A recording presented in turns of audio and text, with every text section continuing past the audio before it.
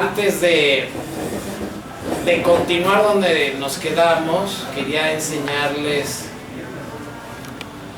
me faltaron enseñarles, no muchas, pero algunas imágenes de lo de Cosío en Estados Unidos, ¿no? Me había faltado enseñarles esta diapositiva, donde está el retrato del obispo Darlington, el Bishop Darlington, que bueno, aquí con su traje militar.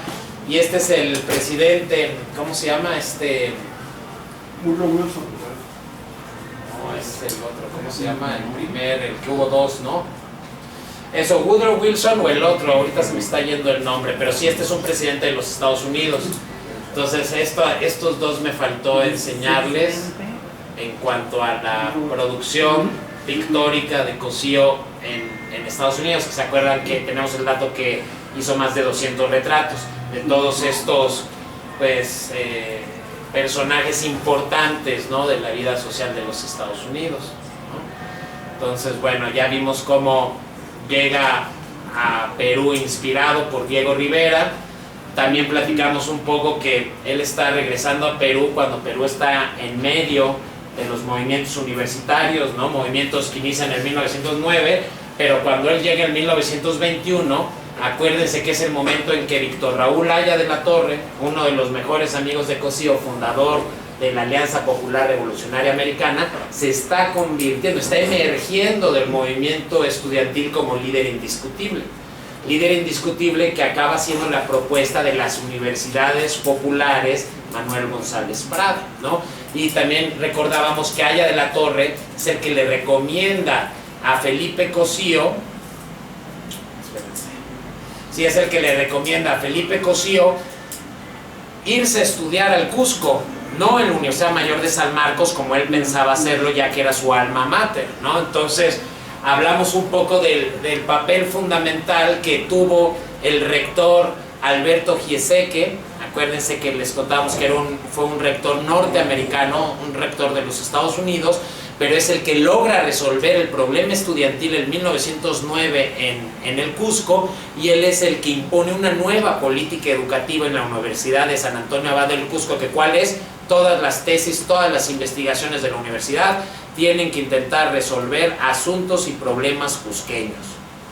Entonces, gracias a esa política educativa, surge el indigenismo cusqueño, este movimiento cultural que va a pegar no solo en el Cusco, sino en toda Sudamérica, ¿no? Entonces, y que según los investigadores de ese movimiento, pues Felipe Cosío fue parte de ese movimiento, solo por un tiempo, y por eso muchos no lo ubican como parte del movimiento, pero cuando los líderes de ese movimiento indigenista estaban publicando sus tesis, son los mismos años que Cosío está publicando su tesis en la Universidad del Cusco, ¿no?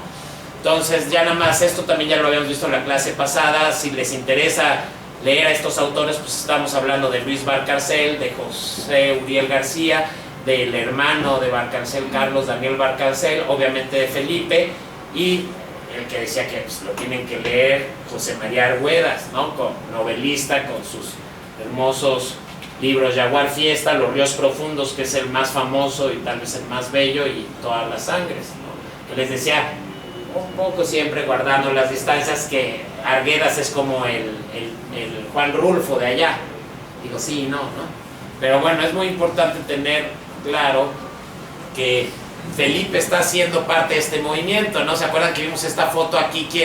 Quien es importante es Luis Alberto Sánchez, ¿no?, que se convirtió también en aprista, que fue el rector de la Universidad Mayor de San Marcos cuando Felipe decide abandonar San Miguel de Allende, cuando Felipe decide abandonar la Escuela Universitaria de Bellas Artes en 1945, que es su proyecto vital. ¿Por qué lo hace? Pues porque tiene, gracias a Luis Alberto Sánchez, la oportunidad, por primera vez en su vida, de impactar realmente en su país a través de lo que él sabe hacer, la enseñanza del arte y la conceptualización de la historia del arte peruana. Entonces, acuérdense que Luis Alberto Sánchez lo convierte en el subdecano de la Facultad de Filosofía y Letras de la Universidad Mayor de San Marcos, que es en el momento cuando Felipe inaugura la Cátedra de Historia del Arte del Perú en la universidad, que no existía antes de Felipe, ¿no? Y que es también de 45 a 49, cuando él abandona San Miguel, que se pone a escribir, que proyecta uno de sus proyectos más ambiciosos, que es una historia del arte del Perú en 3 tomos. Un tomo de historia del arte precolombino, un tomo de historia del arte colonial y un tomo de historia del arte contemporáneo. Ese proyecto se concreta con el Fondo de Cultura Económica, casi la principal editorial aquí en México, ¿no? Sigue siendo una de las editoriales líderes en el mundo de habla hispana. Y de ese proyecto, de esa trilogía de historia del arte peruano, Felipe solo va a alcanzar a publicar los primeros 2 tomos. Nunca se publicará el tercero, ¿sí? Y el primer tomo, el de historia del arte precolombino, se está publicando precisamente el año que se da un nuevo golpe de estado en el Perú y Felipe está retornando a México y a San Miguel. Entonces, 1949, cuando Felipe está retornando a México y a San Miguel para inaugurar el Instituto Allende el año siguiente, es el año que está viendo su primer libro publicado por el Fondo de Cultura Económica, ¿no? Y todo eso pues está conectado con Luis Alberto Sánchez, que bueno, aquí es un chamaco, ¿no? Pero este chamaco, 30 años después, sería el que le abre las puertas del Perú a Felipe Cosío, que fue una de las decisiones que tenemos que pensar más importantes de Felipe. Aquí está realizando el proyecto de su vida y tiene que renunciar a él. Así que algo muy fuerte, ¿no? Entonces, también vimos, y este es un momento crucial para entender lo que Felipe hizo en Perú, lo que Felipe hizo aquí en San Miguel, porque parte de los hallazgos del proyecto de investigación, y para mí tal vez, uno de los hallazgos más importantes fue darnos cuenta que el proyecto de la Escuela Universitaria de Bellas Artes se empieza a gestar en 1922, cuando él está haciendo su tesis de historia del arte en el Perú y empieza a ver cuál es la situación de la enseñanza del arte en su país, ¿sí? Entonces tenemos que pensar que aquí, en la realización de esta tesis, se empieza a gestar el proyecto educativo que Felipe vendrá a realizar aquí, ¿sí? Pero vamos a ver un poco la historia, porque 22, pero el año crucial es cuando ya publica su tesis en 28. ¿Por qué decimos esto? Porque de su tesis a la publicación de su tesis cambia el texto, incluye nuevos capítulos cuando publica su tesis, y en esos capítulos que incluye 6 años después es donde entendemos que el proyecto de la Escuela Universitaria de Bellas Artes fue originalmente pensado para el Cusco, no para San Miguel de Allende. Y esa es la razón fundamental por la que hoy tenemos el triple arco a la entrada del atascadero, que el propio Cosío nos dice es una evocación del triple arco colonial de entrada al Cusco imperial. Por ahí tengo una foto, ahorita los vamos a ver. ¿Por qué decide dejar esa marca en el paisaje cultural, esa marca cusqueña en el paisaje cultural de San Miguel? Porque el proyecto que cambió la historia de esta ciudad se gestó en el Cusco y fue pensado originalmente para el Cusco. Fíjense qué maravilla, ¿no? Ahorita se los voy a demostrar. Y también el triple del lado opuesto, en el chorro, en los pocitos del atascadero. Oh, esos son los importantes. ¿Y por qué puso ahí? O sea, porque tienes el arco sencillo allá arriba, pero ese nada más ahí, ese es X. No, el que está reproduciendo el del Cusco es el triple arco de los pocitos. ¿Por qué? Porque si tú vas a Cusco, está el mercado del Cusco de San Pedro, está este triple arco que te lleva a la Plaza de Armas. Entonces para él la calle de Santo Domingo era como esa calle cusqueña que te conduce directamente a la Plaza de Armas, el templo jesuita y la catedral, ¿no? Entonces es algo maravilloso, que bueno, en el libro Felipe dice que es casi una reproducción exacta de los arcos del Cusco. No, pues están lejos de ser exactos, ¿no? Pero bueno, quedó ahí esa marca que hermana secretamente al Cusco y a San Miguel, 2 ciudades patrimonio de la humanidad, ¿no? Entonces, bueno, acuérdense que les contaba que mi querida Tania pudo encontrar en internet la revista universitaria de la Universidad del Cusco que publicaba las tesis, ¿sí? O sea, no se publicaba la tesis en tu librote, sino que la revista te publicaba. Entonces, la tesis de Felipe se publicó en 3 partes, o sea, en 3 revistas distintas. de septiembre de 22 a, me parece, principios de 1923, ¿no? Entonces, también vimos, pero también esto ya tú se los conté medio al aventón al final, que además de estar haciendo su tesis de la Escuela Cusqueña de Pintura, pues empieza la restauración del convento de Santa Catalina, del altar, que se acuerdan, ya les conté todo el rollo de que este altar original estaba cubierto por un altar de espejos, ¿no? Y que todavía hoy unos guías dicen que Cosío destruyó ese altar cuando no fue así. ¿Se acuerdan que les expliqué, no? Que era muy caro y las monjitas no tenían dinero para reparar el altar decimonónico que cubría este altar virreinal, y entonces cuando lo está viendo si se puede arreglar, se da cuenta que atrás está el original. Entonces quitan el de espejos y ya nada más le dan ahora sí que una manita de gato al original, ¿sí? Algo que yo me di cuenta los días que estuve en Perú, que eso se está olvidando, que los guías te cuentan otra historia y tildan de destructor a Felipe Cosío cuando es exactamente todo lo contrario, ¿no? ¿Cómo? Aquí también, ¿no? Pues mira, aquí también dice mucho chisme de Felipe, ¿no? Que nada más quería hacerse de terrenos para vendérselos a los gringos, casi como si Felipe hubiera vivido en el San Miguel de hoy, ¿no? Es una gran mentira, ¿no? Pero si alguien tiene esas... Pero también de un altar. ¿Ah, sí? Sí, ¿De qué? de un altar que compuso aquí o descompuso aquí. Ah, sí. Bueno, mira, no eso tengo yo el no dato sabía. completo, pero en las oídas. Ok. Bueno, pues quien tenga historias de Felipe, buenas o malas, ahí me las cuenta. Pero Sí. te las contaré bien, por Sí, favor, ¿no? investigar bien. Entonces, bueno, esto es el altar virreinal que rescata a Felipe, que para rescatarlo hubo que destruir el otro, ¿no? Pero pues bueno. Y también es la primera etapa que, acuérdense que Felipe, el objetivo principal de regresar al Perú es reconocer a su tierra, y especialmente conocer ese espíritu indígena de la tierra peruana que Felipe no ha conocido nunca en su vida. Entonces es el momento en que empieza a hacer sus primeros viajes por los Andes, que empieza a hacer sus primeras pinturas andinas e indigenistas cusqueñas, ¿no? Entonces este es un cuadro que va a exhibir ese mismo año, el siguiente año en 23 en Lima, y se acuerdan que veíamos que ya empieza a hacer toda esta serie que les voy a enseñar. Las principales las hace a finales de los 20, principios de los 30. Entonces estas las está haciendo en 21, 22 o 23, 21 o 22, pero la mayor parte de su obra indigenista la hace 8 años después, cuando vuelve al Perú, ¿no? Vuelve al Perú antes de su primer realmente exilio forzado, ¿no? Entonces, esta también no se las había enseñado. Este es el folleto de la exposición de pintura que hizo en Lima. Pueden ver julio 25 de 1923.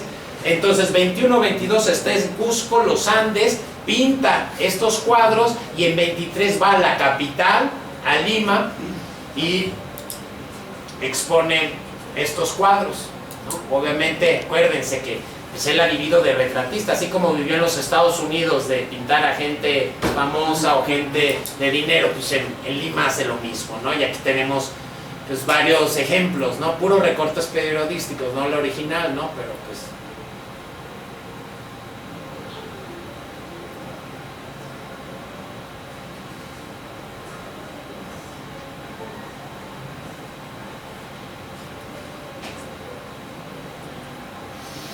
Esta me parece, ahorita se me olvidó su nombre, pero esta es la mamá de un político peruano, de un diplomático peruano, que es el que acaba contactando a Felipe Cosío con el presidente de Perú para que Felipe Cosío realice los murales de Torre Tagle. ¿Se acuerdan? También vimos esto. Son los murales que pintó en el edificio de Relaciones Exteriores del Perú. Es un momento histórico porque el gobierno peruano acaba de comprar esta casa histórica, este palacio histórico, a una familia, ¿no? De exprofeso para que sea el Ministerio de Relaciones Exteriores. Y acuérdense que supone que viene este debate entre José Sabogal, el pintor indigenista por excelencia del Perú, y Felipe Cosío, ¿no? Que Felipe Cosío acaba siendo elegido para realizar los murales en el interior, y que decide que el tema va a ser un tema virreinal por la misma naturaleza del edificio y de la propia Lima, que era la capital del virreinato, y con un tema que fue el de la entrada de la virreina a Lima, ¿no? Que fue esta virreina, esa mujer que sale en la carroza, fue pintada por Goya en su momento, ¿no? La duquesa de Chinchón, creo que se llamaba, ¿no? Este es el mural principal, pero venía el otro que era como la fiesta, ¿no? El desfile celebrando la llegada de la virreina. Y de estos murales solo tenemos estas fotos que les acabo de enseñar, porque en 1927, es decir, 4 años después de que Felipe los pintó, Felipe está de viaje, creo que va de Cuba a Colombia, de Colombia a Cuba, y lo entrevistan y critica al gobierno de Lejía, y Lejía manda a destruir los murales, ¿no? Algo muy triste, ¿no? Entonces, también les decía, nada más que la vez pasada les enseñé una diapositiva que no se entendía nada, que también es en este viaje a Perú de los 20, de 21 a 23, donde Felipe hace el contacto con la revista Variedades y se convierte en un colaborador que estará trabajando prácticamente 8 años con la revista, ¿no? Empieza en 1923 con un artículo sobre el Cusco artístico, pero la mayoría de los artículos que escribe para la famosísima revista Variedades serán desde París. Escribirá desde Florencia, lo escribe desde Florencia, escribirá también en general desde París y también escribirá desde España, ¿no? Varios de sus artículos. Entonces, él será uno de los principales colaboradores de la revista desde 1923 hasta 1931, ¿no? Y como les decía, la mayor parte de los artículos les está contando a los peruanos qué está pasando en el París artístico, ¿no? Les está contando de las exposiciones, está entrevistando a los artistas. De todos estos artículos, solo hay uno que es distinto, y que es este que publica en 1930, que es un cuento que se llama Separación, que no hemos podido leer, no hemos encontrado ese número de Variedades, pero pues vale la pena porque es el único cuento que tenemos entendido que escribió Felipe, ¿no? De todo lo que escribió, es el único cuento que tenemos registrado, ¿no? Entonces, bueno, por todos estos motivos, ese viaje al Perú pues es clave, ¿no? Por el mural, y bueno, aquí podemos ver, fíjense, estos son los artículos originales que Felipe escribió para la revista Variedades. Son recortes que están en su archivo.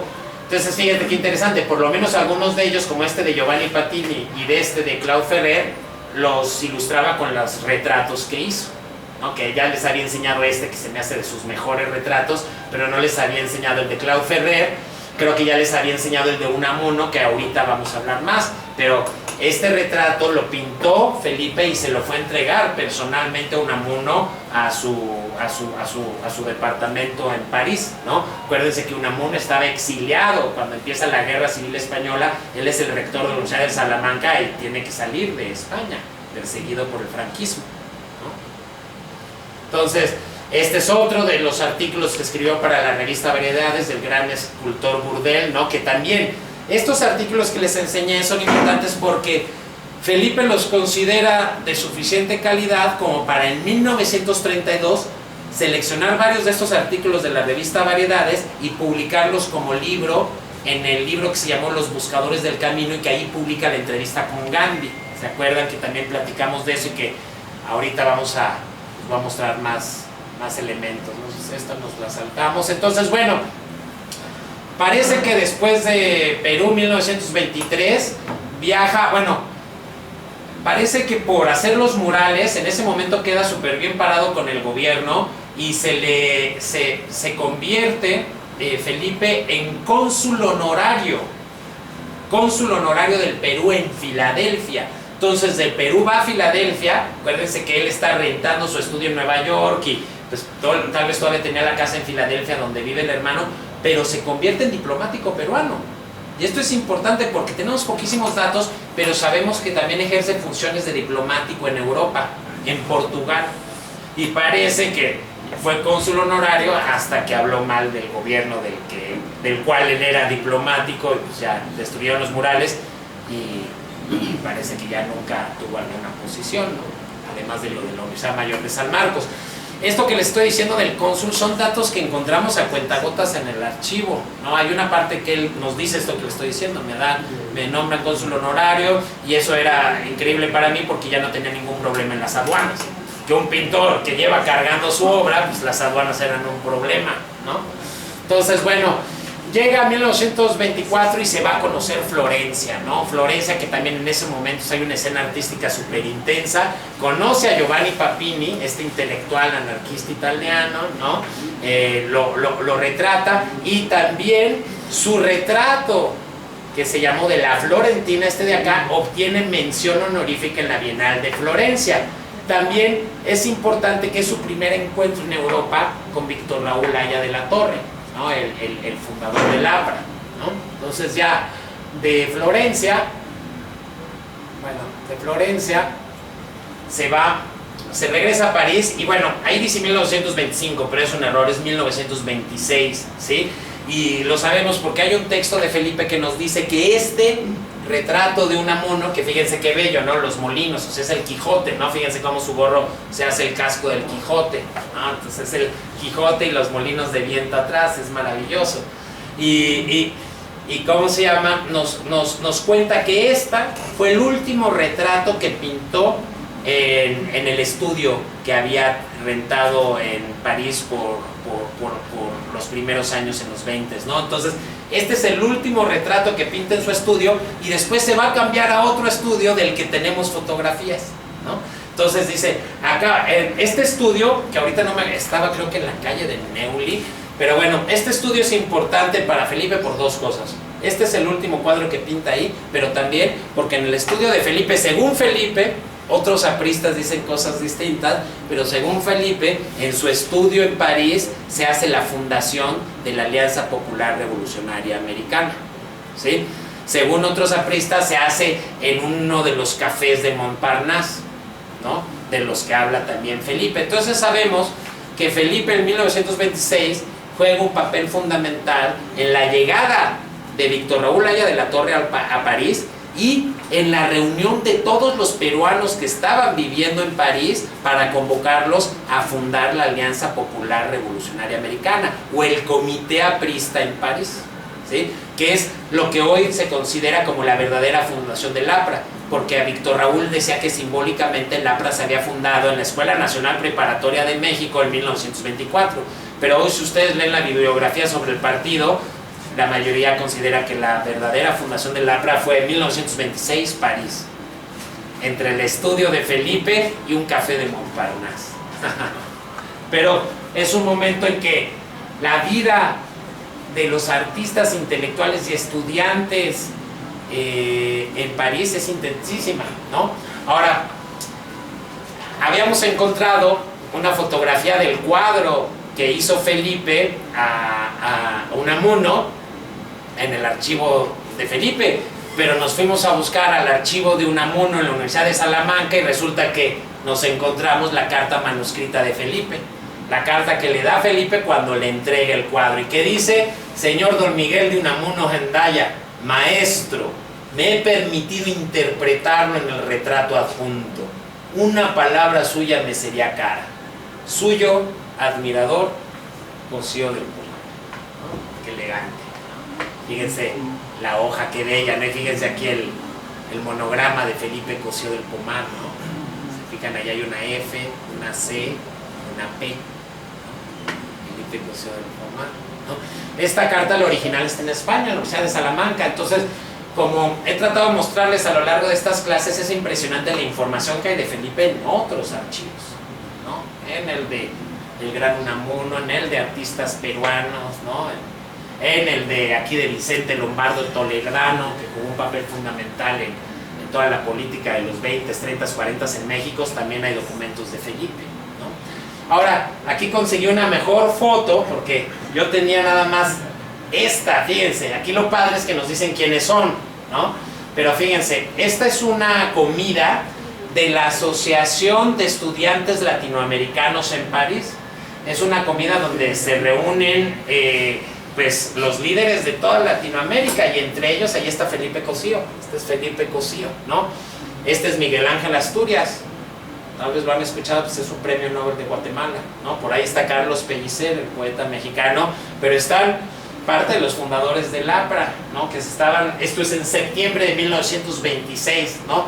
La única mujer es esta pianista norteamericana,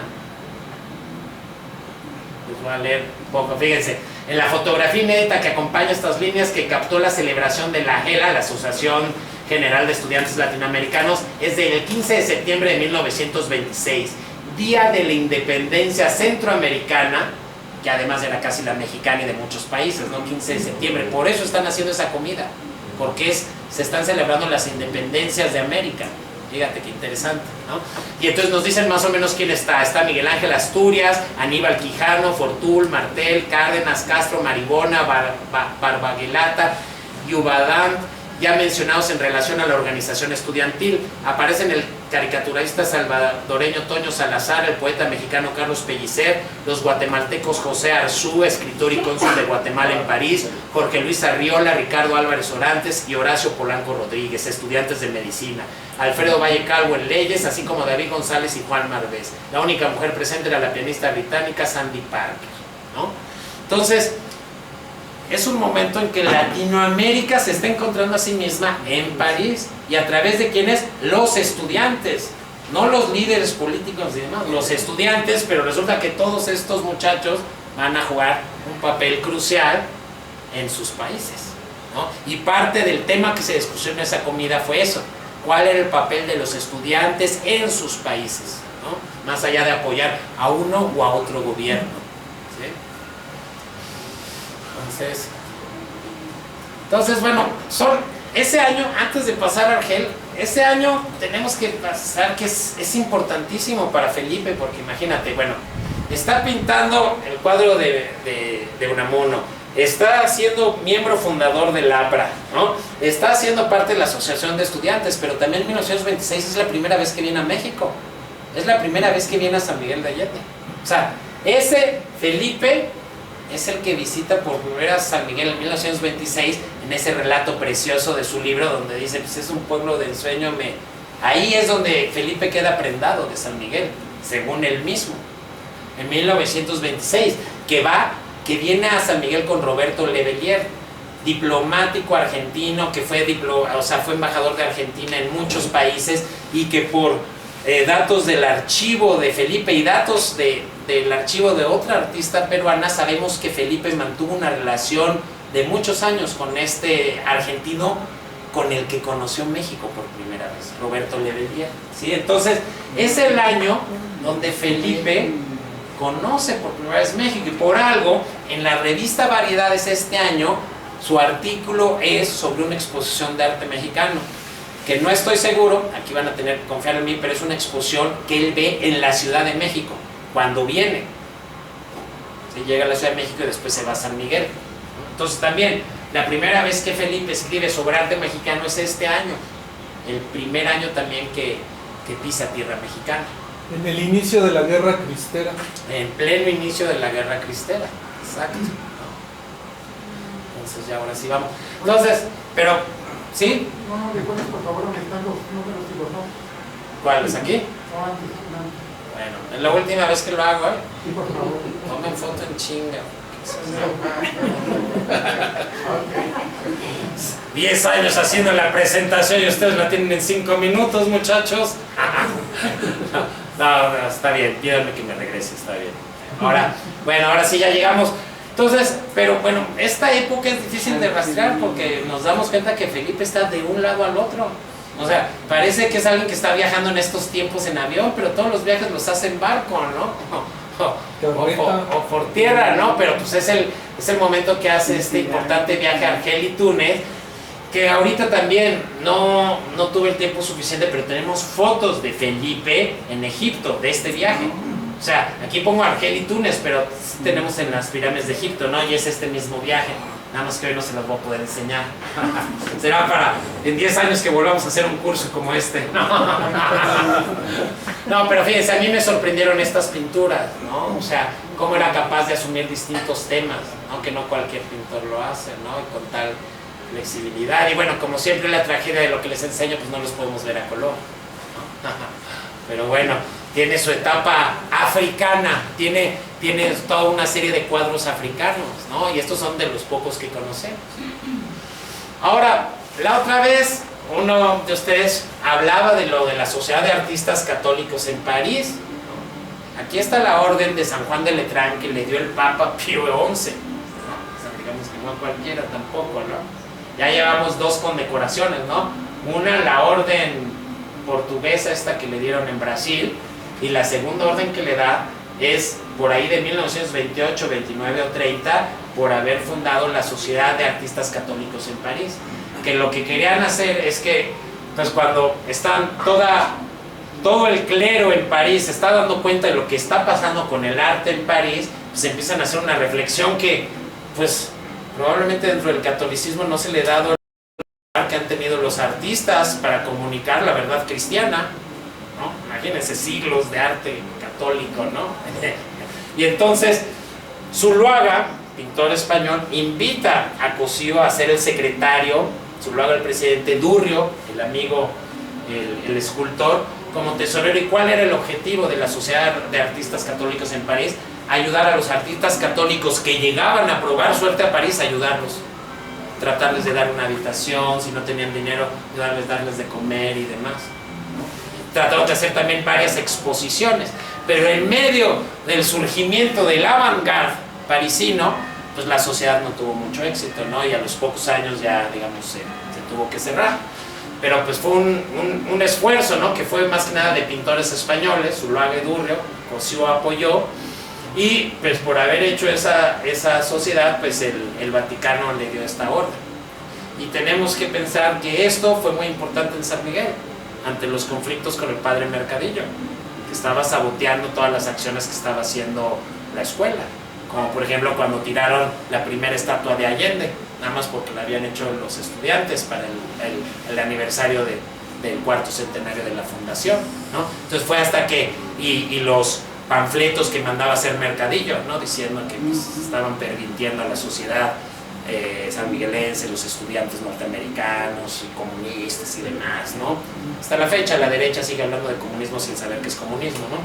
Pero bueno, esto es muy importante porque esta participación en la Sociedad de Artistas Católicos en París es el puente entre Felipe Cosío y José Mercadillo.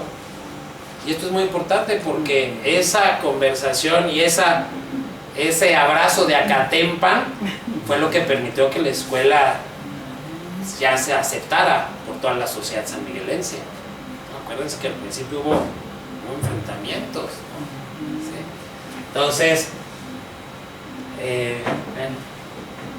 ¿quién iba a pensar? Yo supongo que ni el propio Cosío pensaba que algo que hizo en París en este aspecto iba a servir para cuando estaba aquí en un pueblito mexicano, ¿no? Y que la escuela pudiera seguir aquí. Y después empieza también toda una relación muy especial con Argentina. ¿Por qué?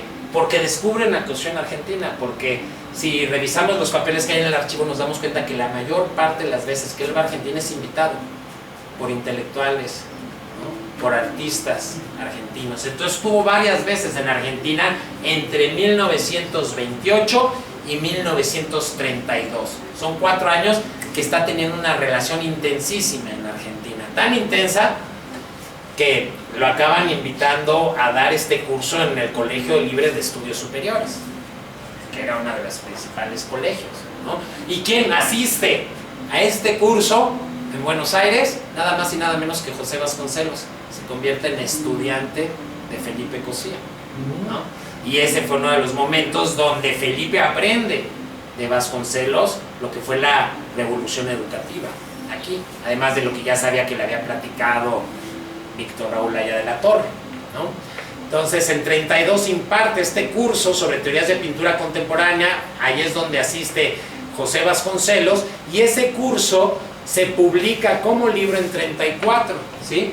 Y se va a hacer una segunda edición de ese curso aquí en México, cuando Felipe, miren, déjenme, ya se me olvidó aquí la fecha de la segunda edición, 1939. Entonces este es uno de los proyectos editoriales de Felipe ya estando aquí en San Miguel, ¿no? Se publica la segunda edición de este libro, Nuevo Arte, ¿no? Que ya trae la esencia de lo que él quiere que se enseñe en esta escuela. Aquí está la esencia de lo que para él son todas las vanguardias artísticas, ¿no? El curso, como vamos a ver aquí, bueno, antes del curso vamos a ver, bueno, este es uno de retratos principales que hace. Entonces en los archivos encontramos un reportaje sobre la misma, ella es la misma. Entonces la señora Guillermina de Wald, que pues ya sabes, voluntaria, ¿no?, en los hospitales y eso, pues, como cualquier señora de alta sociedad de aquellos tiempos, ¿no? Pero bueno, aquí con mejor colores, ¿no?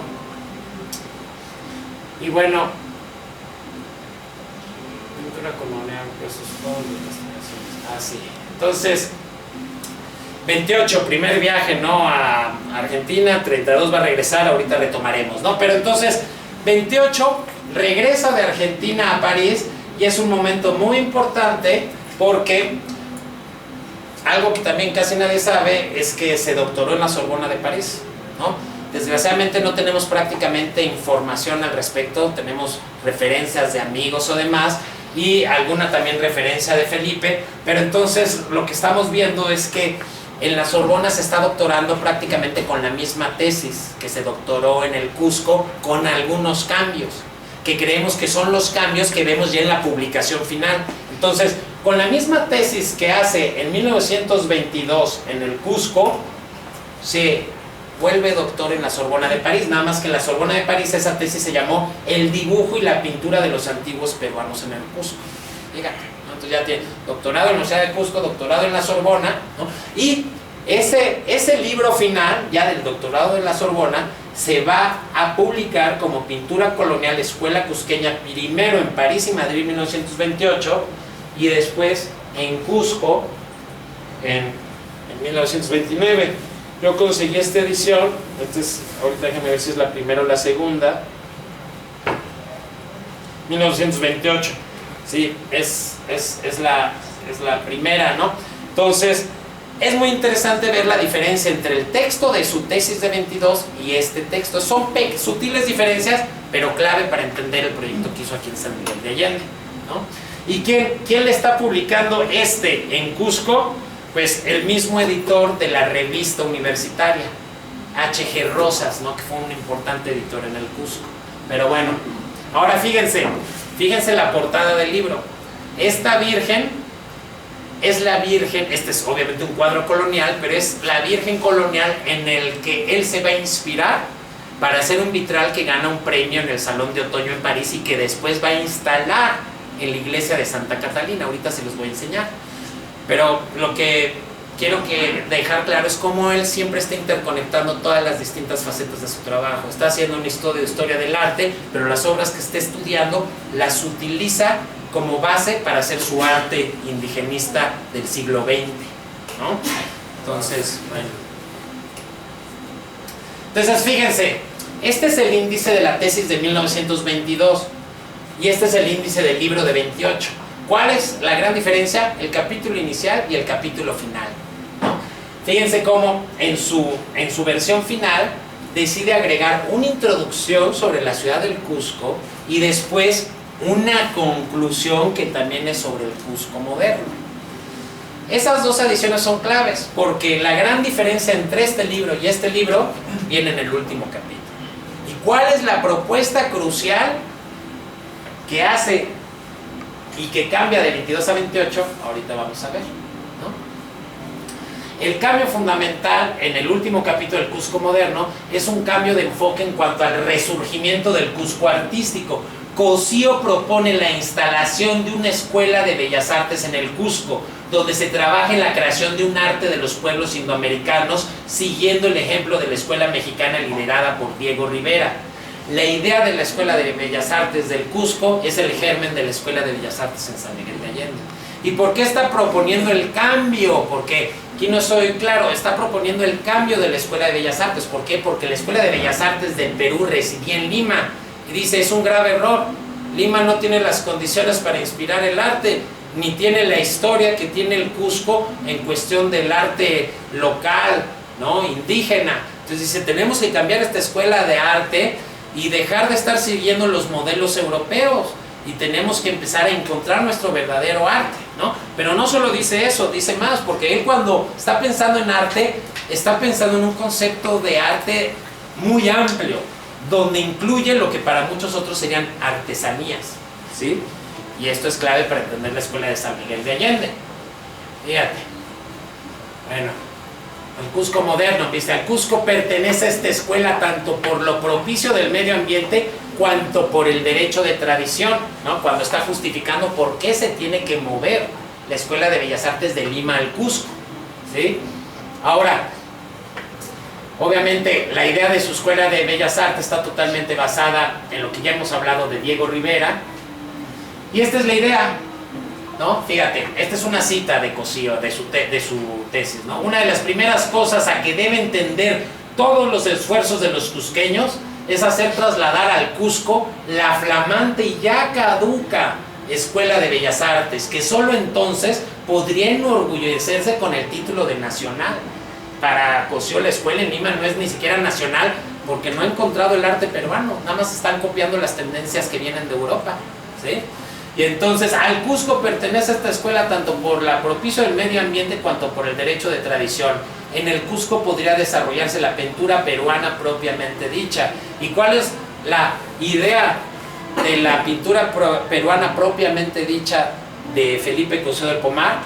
Hacer lo que hizo Diego Rivera desde su perspectiva, la mezcla del arte tradicional azteca con la escuela sintetista francesa. Para Felipe Cosío, eso es lo que está innovando Diego Rivera. Y para Felipe Cosío, la Escuela Mexicana de Pintura es el ejemplo del arte indoamericano, del arte que tiene un compromiso social, ¿sí? Del artista que tiene un compromiso político, ¿no? Y entonces lo que dice es que lo que tenemos que hacer es el arte tradicional inca, la escuela cusqueña colonial, mezclarla con la pintura moderna, es decir, con la escuela sintetista, y a partir de estos planteamientos fundar la nueva Escuela de Bellas Artes. Estos planteamientos son los planteamientos que llevaron a la fundación de la Escuela de San Miguel de Allende. Planteamientos verdaderamente revolucionarios, ¿no? Verdaderamente revolucionarios. Y pues una de las grandes tragedias de Felipe es que nunca pudo cristalizar este proyecto en el Cusco. Lo cristalizó aquí, pero por eso en 45, cuando puede regresar, regresa porque sabe que en su posición de subdecano va a poder hacer esto. En el Perú, obviamente todo se frustra. Y entonces tenemos que ya Felipe se cambia de estudio, ¿sí? Se cambia a su estudio, más bien decir, su segundo estudio está en Neuli, y ese es el que tenemos fotos, ¿sí? Y tenemos fotos por este cuadro, que también uno de los descubrimientos más bonitos cuando estábamos en Piura fue, ya conocíamos este cuadro, pero ya digitalizando el archivo, ¡pum!, nos encontramos esta foto, fue fabuloso, ¿no? Darnos cuenta que se hizo un autorretrato fotográfico Felipe para hacer el retrato del almirante Grau. Y entonces es fascinante poder ver que la escalera del barco del almirante Grau es en realidad la escalera del estudio del pintor. Es maravilloso, ¿no? Y que hay algo más profundo, porque el almirante Grau es el héroe de la ciudad que lo vio nacer. Y secretamente él no le dijo a nadie ser un autorretrato de Felipe, ¿no? Porque el cuerpo de Grau es el cuerpo de Felipe. Lo único que cambió fue el rostro, ¿no? Que sí les conté del almirante Grau, guerra peruana-chilena, que pierde el Perú, ¿no? Y que Grau se interna en la batalla marítima sabiendo que va a perder, sabiendo que va a morir, ¿no? Es un héroe trágico, como tantos héroes latinoamericanos, ¿no?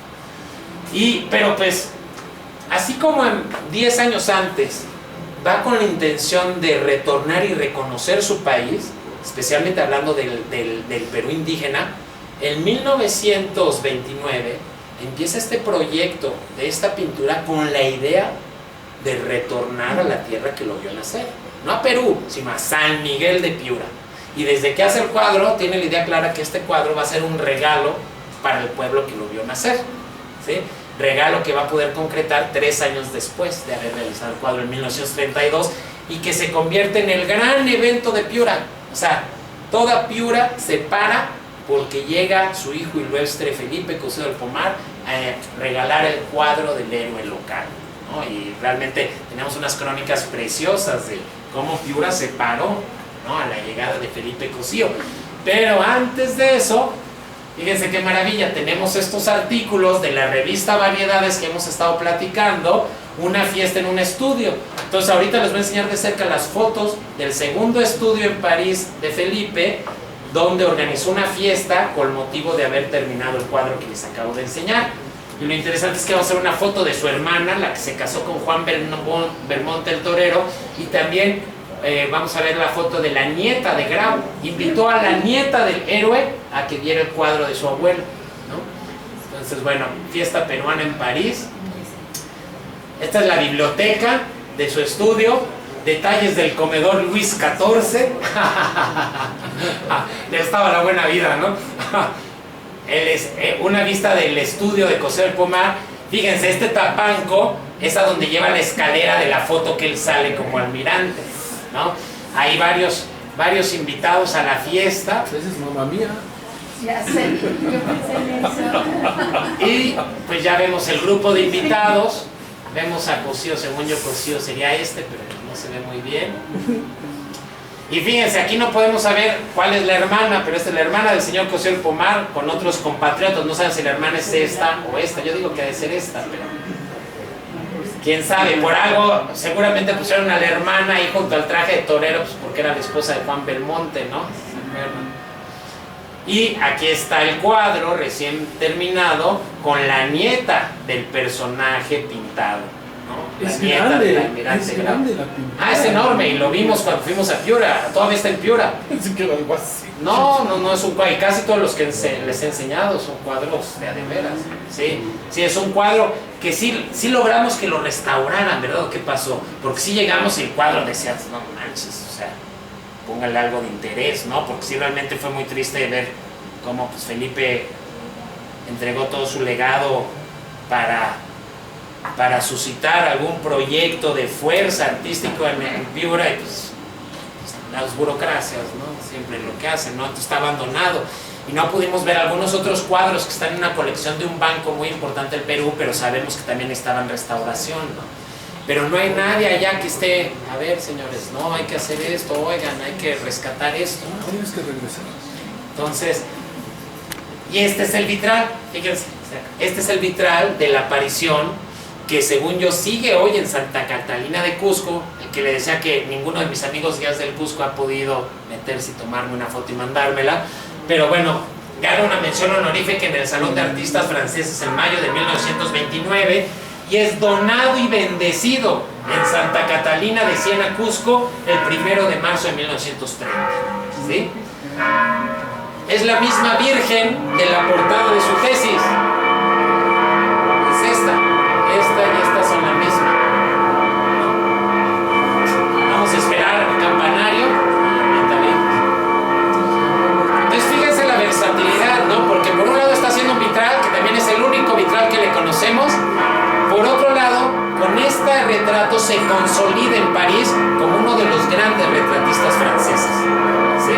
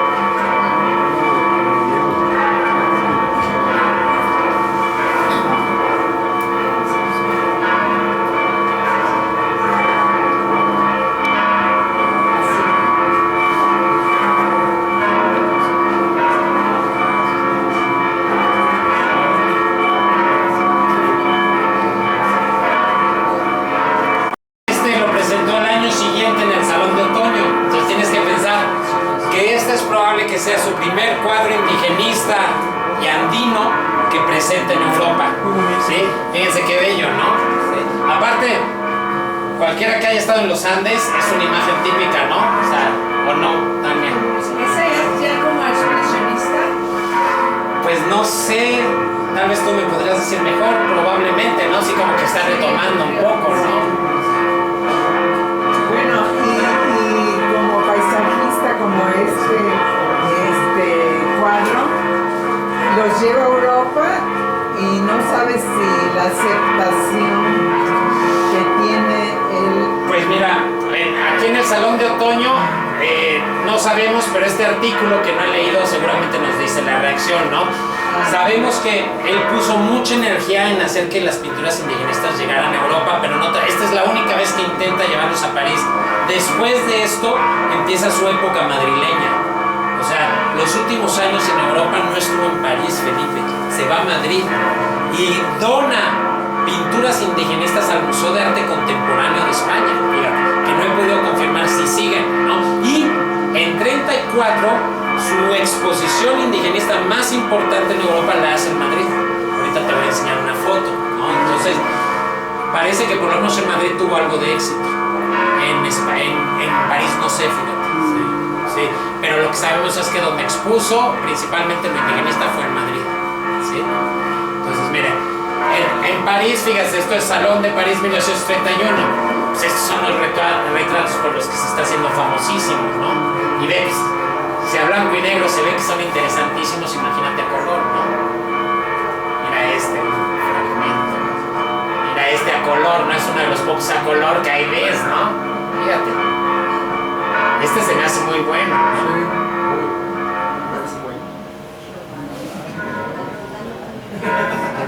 Entonces fíjate, hay como un poco un ejemplo de lo que está pintando en los 20 ya. Gran retratista, ¿no? Fíjense cómo la mayoría son de personajes femeninos, ¿no? Personajes femeninos, y también tiene varios de la mamá con los niños, ¿sí? Tiene varios. Como este, fíjense.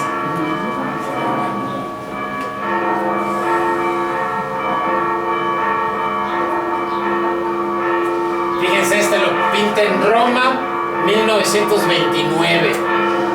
Esta foto me gusta porque todavía se ven los brochazos. Fíjense cómo se ve ahí el grumo de óleo, no sé cómo decirlo, ¿no? Desgraciadamente no he podido reconocer quién es. Ahí ustedes tal vez puedan reconocer, ahí dice, pero no sé reconocer. Y este no lo habíamos platicado, Tania, ¿no? Este no lo ubicamos, ¿no? A él. Ortiz. Sí, algo así dice. Pero bueno, esto es lo que está haciendo Felipe.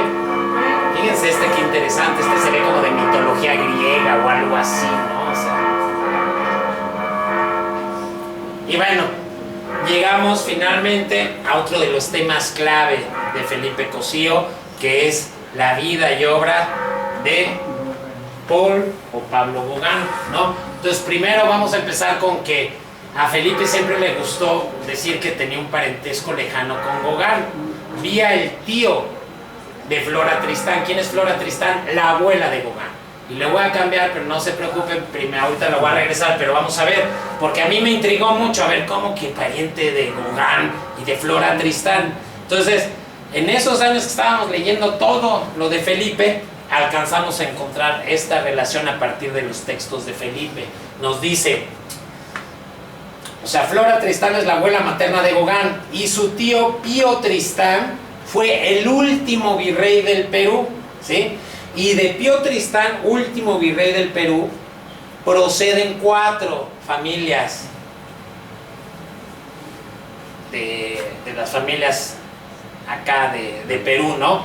Los Lanfranco, los Echenique, los Alhaus y los Tenod y Pomar, ¿no? Y parece que de estos Tenod y Pomar viene el abuelo de don Manuel de Pomar, el papá de don Manuel de Pomar, después don Manuel de Pomar, que es el abuelo de Felipe Cosío, y padre de doña Rosa Pomar, que es la mamá de Felipe. Entonces, como les decía en la primera clase, parece que sí hay una relación, pero pues es una relación pues bastante lejana, ¿no? Pero bueno, es importante la cita de allá abajo. Mi amistad con Daniel Montfried, uno de los mejores amigos de Gauguin, así como mi amistad con Durrio, amigo de Gauguin, nació al enterarse ambos de mi lejano parentesco con el pintor franco-peruano Pablo Gauguin, y más íntima se hizo al saber que escribía su biografía. Montfried puso a mi disposición toda la información que poseía, dada la íntima amistad que le unió a Gauguin. Como les decía, Manfred le pasó varias cartas que le envió a él Gauguin y Felipe fue el primero que las tradujo al español. Bueno, Felipe fue el primer biógrafo de Gauguin en español, ¿sí?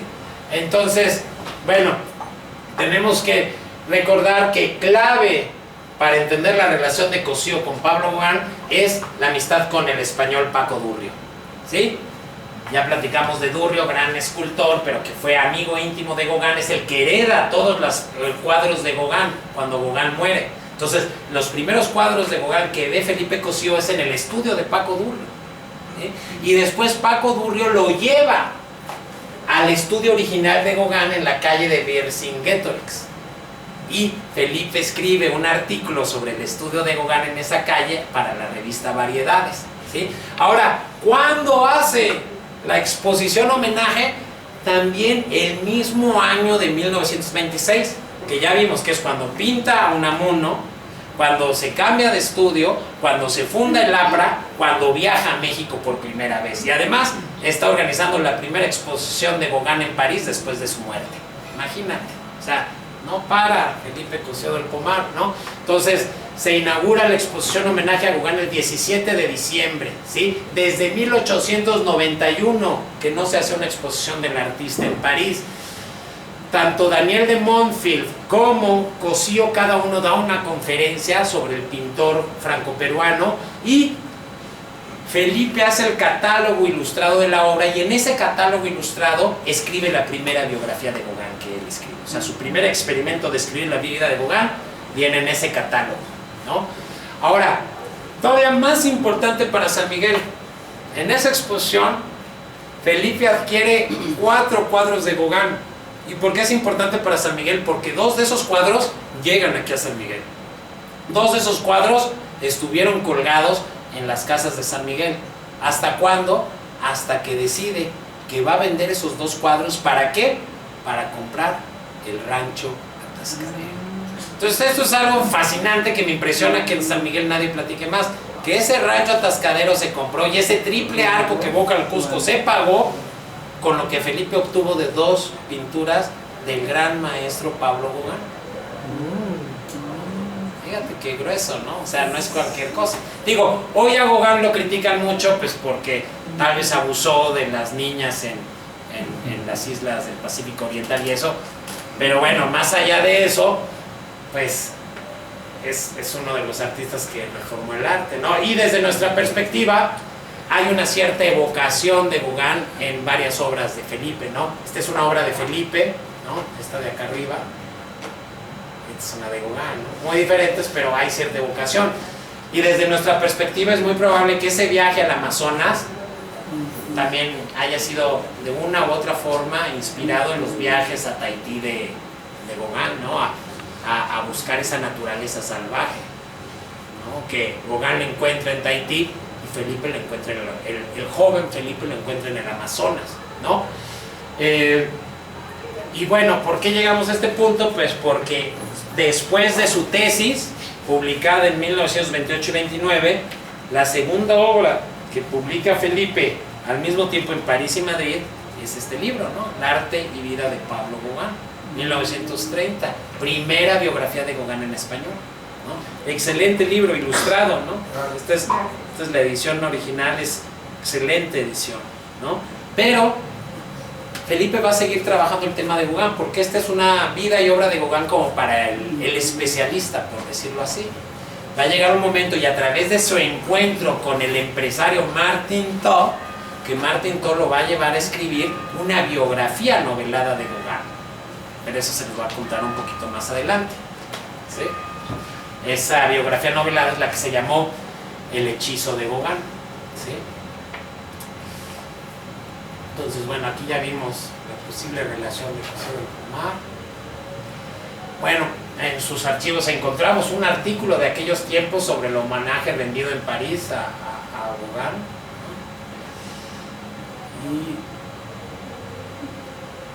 Y bueno, también muy interesante es que lo primero que hacía Felipe cuando publicaba un libro, mandaba, o sea, regalaba muchísimos libros a gente que él consideraba clave. Entonces aquí tenemos la carta manuscrita del pintor Zuloaga, del que ya hemos hablado bastante por sus retratos de Juan Belmonte y demás. lo que le dice, ¿no? Al recibir el cuadro, ¿no? Entonces se lo manda, este cuadro como el de pintura colonial, se lo mandó a presidentes peruanos, a todos los artistas que conocía, ¿no? Entonces, de Gauguin tenemos la carta de Zuloaga y también la carta de la gran Elena Iscue, que fue una gran pintora y artista peruana, y que en los archivos de Elena Iscue hay mucha documentación de Felipe, ¿no?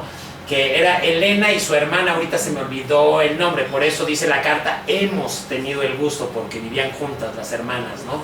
De recibir interesantísimo libro que mucho le agradezco. No sabía que usted había escrito una obra de psicología tan completa del arte y la vida del genial Gauguin, a quien profeso tanta admiración. Siempre he pensado que tocaba a un peruano muy culto y muy nacionalista presentar su obra tan poco conocida entre nosotros. Le felicito muy sinceramente, pues debido a las excepcionales condiciones que usted posee, hoy tenemos en castellano el estudio más emotivo e interesante que se ha escrito de ese gran artista autóctono. Reciba mis felicitaciones muy sinceras en unión de mi hermana, deseándole aún más grandes triunfos, su amiga Elena Iscue, ¿no? Y mantuvo esa relación con Elena Iscue desde 1926, porque en el archivo de Elena Iscue, que está en el Museo de Arte de Lima, tenemos una carta incompleta de Felipe, manuscrita, donde le está diciendo que acaba de regresar de Guanajuato de su viaje con Roberto Levelier. Entonces tenemos una carta de cuando Felipe está regresando de su primer viaje a San Miguel. Fíjense, en el archivo de Elena Iscue, que si googlean Elena Iscue van a ver su arte es alto nivel.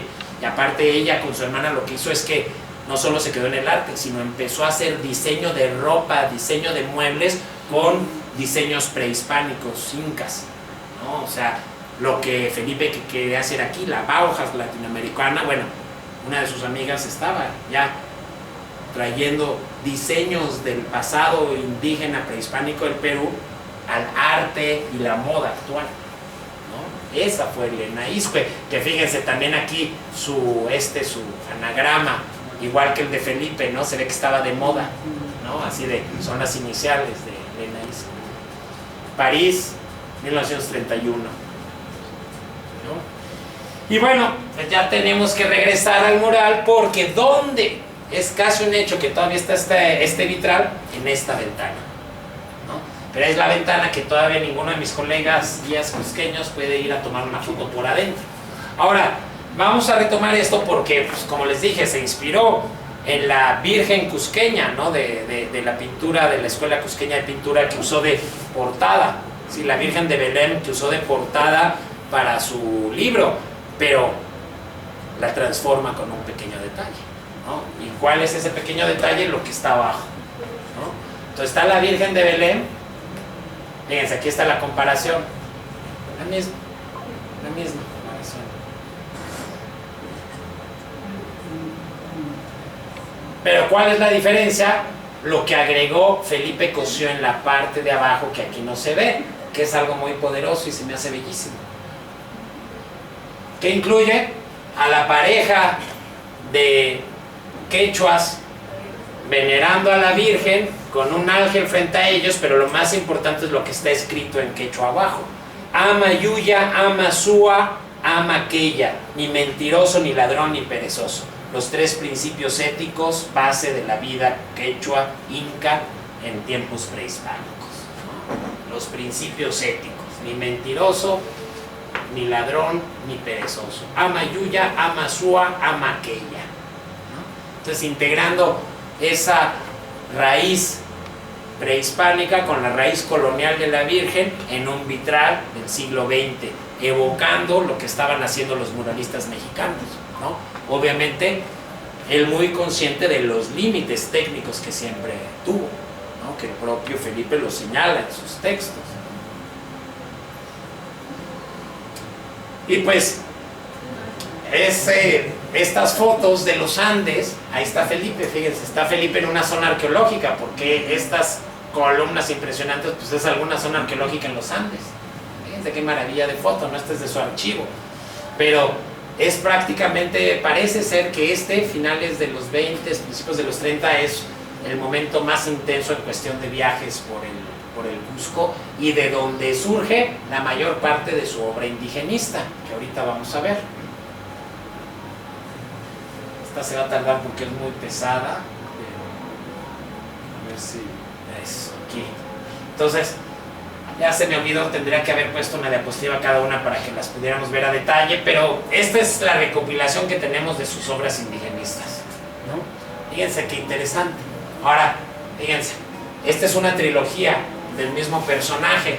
De esta trilogía, nosotros exhibimos en 2019 aquí en San Miguel este cuadro. Este cuadro es el que todavía está a la venta y que yo digo que lo tendríamos que comprar y exhibirlo en San Miguel, ¿no? Pero pues nadie nos pela, ¿no? Quien le tendría que interesar es a la directora de Bellas Artes, ¿no? Pero pues nunca ha habido interés, como con los otros 4 directores, ¿no? Pero pues no hay, o sea, ¿dónde se expone obra de Felipe? En el Museo de Arte de Lima, en Google Arts también puedes encontrar algo, en México, en el Colegio Nacional. En el Colegio Nacional el retrato de don Jesús Silva Gerso es pintado por Felipe Cosío, pero de ahí párale de contar. Es una pena que alguien que jugó un rol tan fundamental en la historia contemporánea de San Miguel de Allende no podamos exhibir algo de esto, ¿no? Más sabiendo que la dueña quiere vendérnoslo, ¿no? Como en 170,000 pesos, ¿no? Es que la verdad, por eso digo, está alcanzable. Entonces, bueno, la idea cuando lo exhibimos en 2019 es que iba a venir la dueña y yo le iba a organizar una reunión con gente de lana, gringos y mexicanos, para que se comprara, pero la chava como que no sabe mucho del mundo del arte, le dio pena, yo ni me di cuenta que sí vino a San Miguel, entonces ahí se frustró y después ella misma se arrepintió, ¿no? Porque ella quiere deshacerse del cuadro, no le interesa, es un cuadro que le heredó su papá, que no nos supo contar por qué su papá se hizo de ese cuadro, que no es cualquier cuadro. Sí, pues digo una vaquita, pero hay que tener el espacio. Es que yo digo, la vaca no está tan fácil hacer, no está tan difícil hacerla. La cuestión es el compromiso de tener un espacio donde esté siempre exhibido este cuadro como una forma de recordar todo esto. Malo y Cosio. Malo y Cosio. Sí, pues algo así. Entonces, fíjense todos sus cuadros, ¿no? Y lo interesante es que casi todas estas pinturas Felipe las decide publicar en un libro que se llamó El Cusco Imperial, que ahorita lo voy a bajar, y que es un libro que viene con traducción al inglés, y es un libro más que es casi como poesía. Son estas pinturas y textos poéticos de Felipe sobre los Andes y el Cusco, con una traducción al inglés ¿de quién? De Mr. Sterling Dickinson, ¿no? Es una maravilla también, ¿no? O sea, que jugaron una super pareja en la escuela, pero su pareja no se redujo al proyecto de la escuela, sino se extendió a un proyecto editorial que van a ver es de los libros más bonitos de Felipe. Aparte, un libro escrito, pintado por Felipe, traducido por Dickinson y publicado en Paraguay. Imagínate, ¿no? Ahorita les enseño el libro, ¿no? Pero esta es la parte más importante de la obra de Felipe, porque esto es lo que él quiso hacer escuela aquí en San Miguel. Esto es lo que venían a aprender los muchachos de Estados Unidos y Canadá. Esa era la idea, retomar los temas indígenas americanos, ¿no?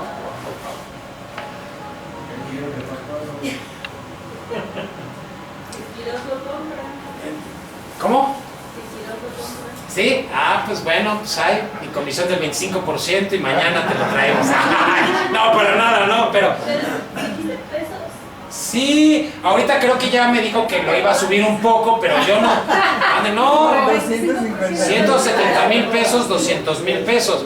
También tenemos ubicados algunas otras obras de Felipe, especialmente en España. El más grueso es el que ahorita les voy a enseñar, el fusilamiento de apristas, fusilamiento de Chan Chan. Para mí es su obra principal, que es de este tema de lo que pasó en Perú.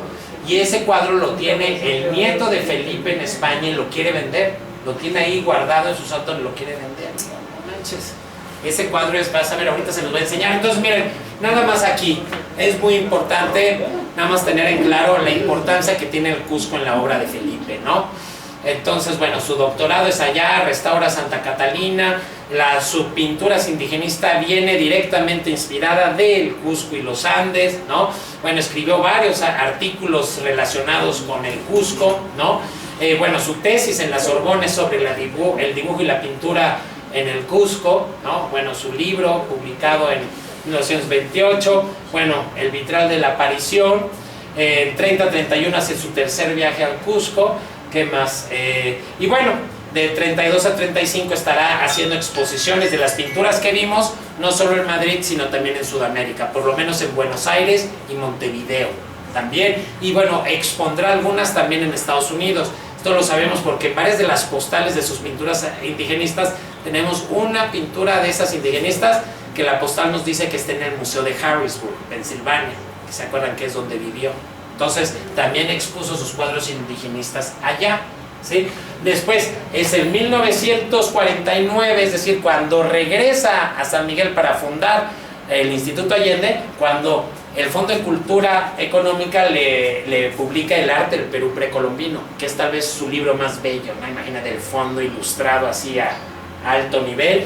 Y después, en 52, es cuando publica con Sterling Dickinson a este que les digo del Cusco Imperial, que es 52. Es decir, ellos están publicando ese libro cuando uno es director y el otro es subdirector del Instituto Allende, ¿no? Ahora, después, al final, ya más tarde, Arte Colonial del Perú, en el Fondo de Cultura Económico, y en 1969, ya viviendo en España, publica su libro más vendido. Su libro que sigue siendo un éxito hasta la fecha, un precioso libro sobre el mundo de los incas. Es un libro que te cuenta la historia de todos los gobernantes incas. Es un poco como la historia de los Tlatoani mexicas. Y es un libro que la última vez que revisé iba en la 13ª edición. Imagínense, 13ª edición en la colección Breviarios del Fondo de Cultura Económica. Y el último libro que publica asociado con Cusco es un libro en inglés, 71, que se llama Ancient Art of Peru, ¿no? 10 años antes de su muerte, ¿no? Entonces, bueno, a Felipe no lo podemos comprender sin el Cusco, y el proyecto de la escuela en San Miguel no se puede entender sin todo esto, ¿no? O sea, San Miguel se convirtió en el Cusco mexicano, y eso no es poca cosa, ¿no? O sea, que Felipe haya pensado que las mismas cualidades que tenía el terruño cusqueño lo tenía el terruño chichimeca de San Miguel, no es cualquier cosa. Los que ya han leído a Felipe saben que era un gran observador, profundo observador, ¿no? Entonces, por algo Cárdenas lo invitó a hacer la escuela en Pátzcuaro y no quiso. Algo sintió y vivió en San Miguel. Ahora, bueno, miren, no saltar bueno, si no, vamos a tener que entrar a Víctor Raúl, ¿no? Víctor Raúl Aya de la Torre, ¿no? Uno de los mejores amigos de Felipe, ya estaba hablando bastante de él, pero también, así como Felipe tuvo una relación con el Cusco toda su vida, una relación con Gauguin toda su vida, el otro gran tema en su escritura es la vida de su amigo, ¿sí? Él fue el primer biógrafo de Aya de la Torre. Entonces, acuérdense que ahorita vamos en su vida, estamos a finales de los 20, principios de los 30. En 1931, ya vimos, en 1926 se funda el APRA en París, ¿no? 1931, Felipe es el editor de la revista del APRA con un seudónimo, su seudónimo es Eduardo Vidal, para no ser perseguido, ¿no? Pero también es en 31 cuando publica Biografía y gráficos de Aya de la Torre, que es la primera biografía que se hace de Aya, ¿no? De muchas biografías que se van a escribir después, no solo por Felipe, sino por muchas personas. Ay, por favor, dime qué quiere decir APRA. Alianza Popular Revolucionaria Americana. Entonces, esto es importante porque la Alianza Popular Revolucionaria Americana, que era el partido de izquierda de Perú, en el momento de los exilios, en el momento de su fundación en París y demás, se convierte en un movimiento que siempre está apostando por el antiimperialismo. O sea, está en contra del intento de dominación estadounidense de todo el continente, ¿sí? Y entonces, desde el principio, se considera un movimiento continental, no solo nacional, ¿no? Y entonces se empiezan a fundar los comités apristas de México, los comités apristas de Argentina, el comité aprista de Bolivia, de Colombia, y empieza a haber actividad política en todos esos lugares, ¿sí? Mucho por el exilio, porque el APRA no puede ser APRA en Perú porque son perseguidos, ¿no? Pero entonces empiezan a abogar por una América unida, así como Estados Unidos hablaba de una Panamérica. Aya de la Torre contrapone ese concepto estadounidense de Panamérica y que hoy se traduce en las dos Américas que a ellos les gusta hablar, y que en Latinoamérica no hablamos de las dos Américas, pero ellos han dividido el continente, ¿no? Contra esa posición que divide y colonialista de América, impulsada por los Estados Unidos, Aya de la Torre dice, no señores, Indoamérica, dice, hemos pasado de esa Hispanoamérica en tiempos virreinales a esa Latinoamérica en el siglo XIX, a esa Indoamérica en el siglo XX y XXI, que esa Indoamérica es donde se iba a cristalizar finalmente el sueño de José Martí, de nuestra América, ¿no? Obviamente, pues 70 años después de ese pensamiento vemos que pues ha ganado la historia, la idea norteamericana de una América dividida, ¿no? Que es triste, pero es real, ¿no? Entonces, 1931 hace la biografía, aquí está incorrecta la fecha, 1932, es un momento clave para el movimiento aprista, porque el gobierno del dictador en turno, que ahorita no me acuerdo del nombre, fusila a decenas de apristas en Trujillo, que es la ciudad originaria de Aya de la Torre de César Vallejo, ¿no? Los fusila, usa como paredón de fusilamiento las ruinas arqueológicas de Chan Chan, patrimonio mundial, la zona arqueológica más grande hecha de adobe, ¿no? Una zona espectacular, y ahí asesinan a los apristas. ¿Y qué hace Felipe? Casi instantáneamente en 32 hace una pintura que representa lo que en la historia del aprismo va a ser el gran sacrificio aprista, ¿no? Entonces, vamos a ver, en 32, fusilamiento de Chan Chan, y después, en 36-37, esto es importantísimo, Felipe Cosío, según el gran investigador mexicano-peruano Ricardo Melgar Bao, ¿sí? Y que a quien le interese tiene que leer este libro que es formidable, Redes e Imaginario del Exilio, el México y Latinoamérica, 1934-1940. El escritor es un peruano que llegó a México aquí exiliado, fue investigador del Centro INA Guanajuato y es el gran conocedor de la vida política de Felipe Cosío. La gran tragedia de nuestro proyecto fue que lo invitamos a dar una conferencia en 2019, conferencia magistral. Ya nos estaba invitando a escribir en una revista que él era editor y eso es lo que estamos encontrando de Felipe, pero mi querido Ricardo Melgar Bao fue una de las primeras víctimas del COVID y murió en un temprano marzo de 2020, 4 meses después que había venido a San Miguel y que estaba emocionadísimo con todo lo que íbamos a trabajar juntos, y se murió. Pero él, el gran Ricardo Melgar Bao, que su hijo es uno de los grandes arqueólogos del Templo Mayor, su hijo, Emiliano Melgar, es el gran especialista de turquesa y obsidiana en el Templo Mayor. Es un cuate que vale la pena, ¿no? Y tiene una historia paralela a la de Felipe. Por eso les decía que él llegó exiliado a México, ¿no? Y después ya se hizo como Felipe, el mexicano-peruano, ¿no? Y él, ¿por qué lo considero a él fundamental? Porque aquí en San Miguel, pues todos como la visión romántica de Felipe, ni siquiera como artista, porque pues, aquí la gente sabe que fundó la escuela, pero ni siquiera tenemos claro que fue un gran pintor. Fíjate qué grueso, ¿no? Bueno, mucho menos claro que jugó un papel sumamente relevante en la historia política del Perú y Latinoamérica. ¿Y qué encuentra Ricardo Melgar Bao en su trabajo de varios archivos en Argentina y en Bolivia? Pues que Felipe llegó a México no en esa visión romántica de fundar la escuela y alejarse de los grandes circuitos del arte, ¿no? Llegó en una misión secreta de la Alianza Popular Revolucionaria, orden directa de Víctor Raúl Aya de la Torre, $40,000 en la bolsa, orden de contactar al presidente de la República Mexicana para pedirle apoyo en el inicio de la lucha armada en el Perú. $40,000 que tenía la intención de ser usados para comprar armamento del gobierno mexicano para iniciar la lucha armada en el Perú. Así llega don Felipe Cosío del Pomar al capítulo de su vida que más o menos conocemos los de San Miguel. Fíjense qué maravilla. Estamos preguntando el Ricardo Melgar Bao. Ricardo Melgar Bao, Bao con B grande, sí.